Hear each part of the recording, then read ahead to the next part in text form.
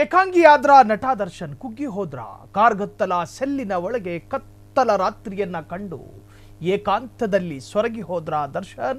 ಹಾಗಾದ್ರೆ ಕುಗ್ಗಿ ಹೋದ್ರು ಸ್ಯಾಂಡಲ್ವುಡ್ ಚಾಲೆಂಜಿಂಗ್ ಸ್ಟಾರ್ ದರ್ಶನ್. ಸೂರ್ಯನ ಕಿರಣಗಳಿಗೆ ಮೈ ಒಡ್ಡಲಾಗದೆ ದರ್ಶನ್ ಒದ್ದಾಟ ನರಳಾಟ.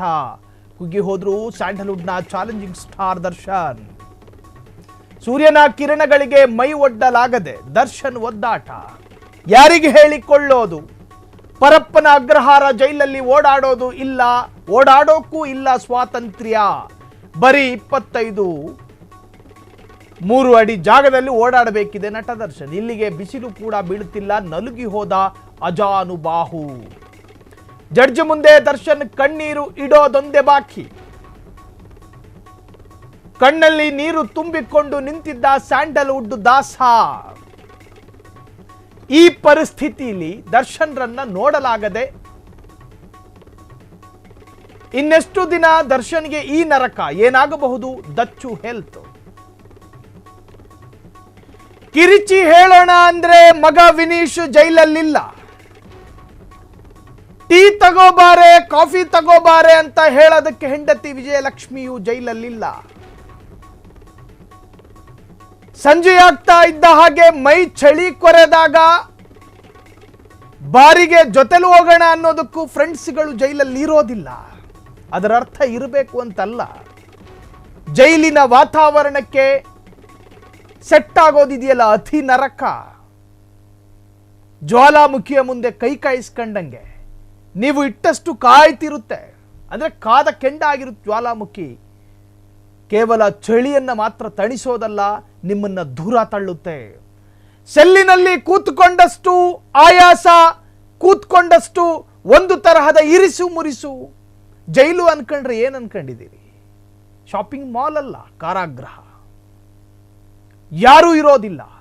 4 ಗೋಡೆಯ ಮಧ್ಯಕ್ಕೆ, 4 ಗೋಡೆಗಳಿಗೆ ಅದ್ರ ಮಧ್ಯನೇ ಕೂತ್ಕೋಬೇಕು. ಕಷ್ಟ ಸುಖ ಹಂಚ್ಕೊಳ್ಳೋದಕ್ಕೂ ಯಾರೂ ಇರಲ್ಲ. ಬಾಡಿಗೆ ದುಡ್ಡು ಕೊಟ್ಟಾದ್ರೂ ಕೇಳಿಸ್ಕೊಳ್ಳಕ್ಕೆ ಯಾರನ್ನಾದ್ರೂ ಕರ್ಕೊಂಡ್ಬಂದು ಇಟ್ಕೊಳ್ಳೋಣ ಅಂದ್ರೆ ಕಾನೂನಲ್ಲಿ ಅವಕಾಶ ಇಲ್ಲ. ಗೋಡೆ ಜೊತೆನೆ ಮಾತಾಡಬೇಕು, ಗೋಡೆನೇ ನಿಮ್ಮ ಫ್ರೆಂಡು, ಎಲ್ಲವೂ. ಕೆಲವೊಮ್ಮೆ ಈ ಕಾರಾಗೃಹದ ಗೋಡೆಗಳಿಗೆ ಕಿವಿ ಇರ್ತಾ ಇದ್ರೆ ಅಲ್ಲಿದ್ದ ಜೈಲು ಹಕ್ಕಿಗಳ ಕಥೆಗಳನ್ನು ಹೇಳ್ತಾ ಇತ್ತು ಅಂತ ಕವಿ ಬರೀತಾರೆ. ಅಂದ್ರೆ ಅಷ್ಟು ಹಿಂಸಾತ್ಮಕವಾಗಿರುತ್ತೆ, ಅಧ್ವಾನಕಾರಿಯಾದಂತಹ ಬದುಕು ಜೈಲು. ತಪ್ಪು ಮಾಡೋ ಮುನ್ನ ಯೋಚನೆ ಮಾಡಿ, ದುಡುಕಿ ಹಲ್ ಕಚ್ಕೊಂಡು ಎದುರಿದ್ದವ್ರನ್ನ ಕತ್ತರಿಸೋದಲ್ಲ.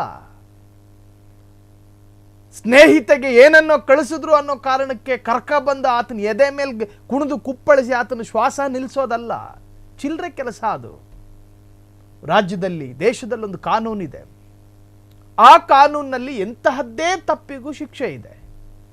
ತಂತಿ ಬೇಲಿ ಕಳ್ಳತನದಿಂದ ಹಿಡಿದು ಮನುಷ್ಯನನ್ನ ಕತ್ತರಿಸಿ ಹಾಕುವುದಕ್ಕೂ ಕೂಡ ದೇಶದಲ್ಲಿ ಅದಕ್ಕೆ ಅದರದೇ ಆದಂಥ ವಿಭಾಗಗಳಿದ್ದಾವೆ. ಹಿಡ್ಕೊಂಡು ಹೋಗ್ತಾರೆ. ನೀವ್ಯಾರು? ಮನುಷ್ಯನಿಗೆ ಸಲಹೆ ಕೊಡಬಹುದು, ಮನುಷ್ಯನಿಗೆ ಬುದ್ಧಿ ಹೇಳಬಹುದು, ಮನುಷ್ಯನನ್ನ ಕಿವಿ ಹಿಂಡಿ ಸರಿದಾರಿಗೆ ತರೋ ಅಧಿಕಾರ ಮಾತ್ರ ನಾಗರಿಕರಿಗಿರೋದು. ಕರೆದು ಹೊಡೆದು ಕೊಲ್ಲೋದಕ್ಕೆ ಅಧಿಕಾರ ಇಲ್ಲ. ಸೆಲೆಬ್ರಿಟಿ ಆಗಿರಬಹುದು, 6.5 ಅಡಿ ಕಟೌಟು ಆಗಿರಬಹುದು. ನೀವು ಹೋದ ಕಡೆ ಕ್ರೌಡ್ ಸೇರ್ತಾರೆ, ಸೇರ್ಲೂಬಹುದು. ಹಂಗಂದ ಮಾತ್ರಕ್ಕೆ ಕರೆದು ಕೊಲ್ಲೋದೇನ್ರಿ? ಅನುಭವಿಸಬೇಕು ಕಷ್ಟಗಳನ್ನ, ಅನುಭವಿಸಬೇಕು ಹಿಂಸೆಗಳನ್ನ. ಜೈಲು ಅಂದ್ರೆ ಆಡಂಬರ ಬದುಕಿನ ಮೈದಾನವಲ್ಲ. ಜೈಲು ಅಂದ್ರೆ ಪಶ್ಚಾತ್ತಾಪ ಕೇಂದ್ರ. ಮನಸ್ಸಿಗೆ ಏಕಾಂತಗಳು ಸುಳಿದಾಗ ನಾನಿನ್ನು ತಪ್ಪು ಮಾಡಬಾರದು ಅನ್ನೋ ಯೋಚನೆ ಬರಬೇಕು. ಪಶ್ಚಾತ್ತಾಪ ಅಂದ್ರೆ ಅದೇ. ಅದಕ್ಕೆ ದೊಡ್ಡವರು ಹೇಳೋದು, ಪಶ್ಚಾತ್ತಾಪಕ್ಕಿಂತ ದೊಡ್ಡ ಶಿಕ್ಷೆ ಮತ್ತೊಂದಿಲ್ಲ. ನಿಮ್ಮನ್ನಲ್ಲಿ ಯಾರೂ ಹೊಡೆಯೋದಿಲ್ಲ. ಸೆಲ್ಲಿನ ಎದುರು ಯಮಕಿಂಕರನಂತೆ ನಿಂತಿರುವ ಜೈಲಾಧಿಕಾರಿ ಕಣ್ಣು ನೋಡಿ ಹೆದರಿಸ್ತಾನೆ ಹೊರತಾಗಿ ನಿಮ್ಮ ಮೈ ಮುಟ್ಟೋದಿಲ್ಲ, ನಿಮ್ಮನ್ನು ಹೊಡೆಯೋದಿಲ್ಲ, ನಿಮಗೆ ದೈಹಿಕ ಹಿಂಸೆ ಕೊಡೋದಿಲ್ಲ. ನಿಮಗೆ ಹಿಂಸೆ ಅಂದ್ರೆ ಇದೆ ಏಕಾಂತ. ಮನುಷ್ಯ ಸುಮ್ಮನಿರೋದಿದೆಯಲ್ಲ, ಅತಿ ಕಷ್ಟದ ಕೆಲಸ. ಅದರಲ್ಲೂ ದರ್ಶನ್ ಸುಮ್ಮನಿರೋದು ಅಂದ್ರೆ ಹಾರಿಬಲ್ ಚಾಲೆಂಜ್. ಮೊಬೈಲ್ ಇಲ್ಲ, ಸರಿ ಹಳೆ ನೋಕಿಯಾ ಫೋನಲ್ಲಿ ಆ ಸ್ನೇಕ್ ಹಾವಿಂದು ಗೇಮ್ ಆಡೋಣ ಅಂದ್ರೆ ಅದೂ ಇಲ್ಲ. ಇನ್ನೇನು ಮಾಡ್ತೀರಿ? ತಲೆ ಚಚ್ಕೊಳ್ಳೋದಕ್ಕೂ ಅವಕಾಶ ಇಲ್ಲ ಜೈಲೊಳಗೆ.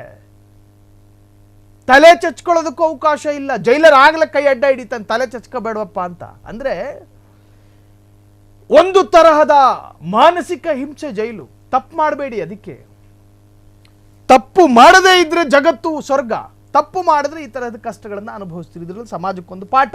ಅದರರ್ಥ ನಾನು ದರ್ಶನ್ ರವರನ್ನ ಹಿಂಡಿ ಹಿಂಸೆ ಕೊಡ್ತಿರೋದಲ್ಲ ಮಾತುಗಳಲ್ಲಿ. ದರ್ಶನ್ ಮತ್ತೊಬ್ಬರಿಗೆ ಪ್ರೇರಣೆಯಾಗಬಾರದು ಅನ್ನೋ ಸಂದೇಶನ ಕೊಡ್ತಾ ಇದ್ದೀನಿ. ನನ್ನ ಡಿ ಬಾಸ್ ಈ ತಪ್ಪು ಮಾಡಿ ಜೈಲಿಗೆ ಹೋಗಿದ್ದಾರೆ, ನಾಳೆ ನಾನು ತಂತಿ ಬೇಲಿ ಕದ್ದು ಜೈಲಿಗೆ ಹೋಗ್ತೀನಿ ಅನ್ನೋ ಭಾವನೆ ನಿಮಗೆ ಬರಬಾರ್ದು. ಹಾಗೆ ಫಾಲೋ ಮಾಡಬೇಕು ಅಂದರೆ ಸ್ವಾಮಿ ವಿವೇಕಾನಂದ ಇದ್ದಾರೆ, APJ ಅಬ್ದುಲ್ ಕಲಾಂ ಇದ್ದಾರೆ. ಹೀಗೆ ಸಾಕಷ್ಟು ಪ್ರೇರಣೆ ಪಡೆದುಕೊಳ್ಳುವ ವ್ಯಕ್ತಿತ್ವಗಳು ರಾಜ್ಯದಲ್ಲಿದೆ. ಕನ್ನಡದ ಬಗ್ಗೆ ಪ್ರೇಮ ಹುಟ್ಕೋಬೇಕು ಅಂದರೆ ಡಾಕ್ಟರ್ ರಾಜ್ಕುಮಾರನ್ನ ಪ್ರೇಮಿಸಿ ಪ್ರೀತಿ ಮಾಡಿ. ನಟನೆಯ ಬಗ್ಗೆ ನೀವು ದರ್ಶನ್ರನ್ನ ಪ್ರೀತಿ ಮಾಡಿ, ಪ್ರೇಮ ಮಾಡಿ, ಆಲಿಂಗನ ಮಾಡಿ ಅಥವಾ ಕರ್ಕಂಡೇ ಹೋಗಿ. ಆದರೆ ಅವರು ಮಾಡಿರುವಂತಹ ಕೆಟ್ಟ ಕೆಲಸಗಳು ನಿಮ್ಮ ಮನಸ್ಸಿಗೆ ಪ್ರಭಾವ ಬೀರಬಾರ್ದು. ಹಾಗಾಗಿ ಒತ್ತಿ ದರ್ಶನ್ ಪ್ರಕರಣದ ಹಿನ್ನೆಲೆಗಳನ್ನು ಹೇಳೋ ಪ್ರಯತ್ನಗಳನ್ನು ನಾವು ಮಾಡ್ತಿರ್ತೀವಿ. ಸೊ ಜಡ್ಜ್ ಮುಂದೆ ಅಳೋದೊಂದು ಬಾಕಿ. ದರ್ಶನ್ ಕಣ್ಣಲ್ಲಿ ನೀರು ತುಂಬಿಕೊಂಡಿರುವಂತಹ ದರ್ಶನ್, ಈ ಪರಿಸ್ಥಿತಿಯಲ್ಲಿ ದರ್ಶನ್ಗೆ ಬೇಲು ಸಿಗುತ್ತಾ ಅನ್ನೋ ಪ್ರಶ್ನೆಗಳು ಕಾಡ್ತಾ ಇದೆ. ಕ್ಷಣ ಕ್ಷಣದ ಸುದ್ದಿಗಳಿಗಾಗಿ ಫ್ರೀಡಂ ಟಿವಿ ಸಬ್ಸ್ಕ್ರೈಬ್ ಮಾಡಿ, ಲೈಕ್ ಮಾಡಿ ಹಾಗೂ ಫಾಲೋ ಮಾಡಿ. ಹೊಸ ಸುದ್ದಿಗಳ ನೋಟಿಫಿಕೇಶನ್ಗಾಗಿ ಬೆಲ್ ಐಕಾನ್ ಮೇಲೆ ಕ್ಲಿಕ್ ಮಾಡಿ.